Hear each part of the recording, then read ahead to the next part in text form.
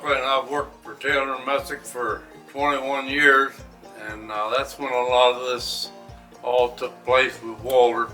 He always had in his mind to have things for kids so they would know how things were years ago when their parents and great-grandparents and their grandparents were growing up. Walter, he'd always come in the shop and he'd have a great big arm full of stuff, and he'd go back in the corner and set it down.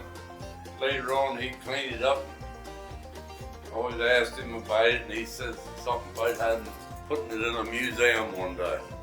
This is a room Walter always said was the tool shed, where he kept tools in that they used around the farm. And he always wanted everybody to see what they had years ago in their kitchens. And he collected all this stuff. Everywhere he went, he'd always get some.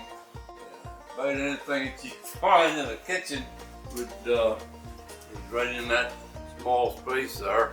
That used to be a source of power for pumping water and stuff like that. You put an animal on there and they'd turn it. All these, they were called unstalled tractors. And probably a lot of people have heard Walter Messick say, anything that is in this museum, run. There's not a piece in this museum that wasn't running when it was put in here. This was Walter Messick's pride and joy. The day he went to get this tractor, he carried a briefcase with him, and all he had in that briefcase was $1 bills. And he come home and he says, I just bought a tractor, 4,000 $1 bills. What do you give for it?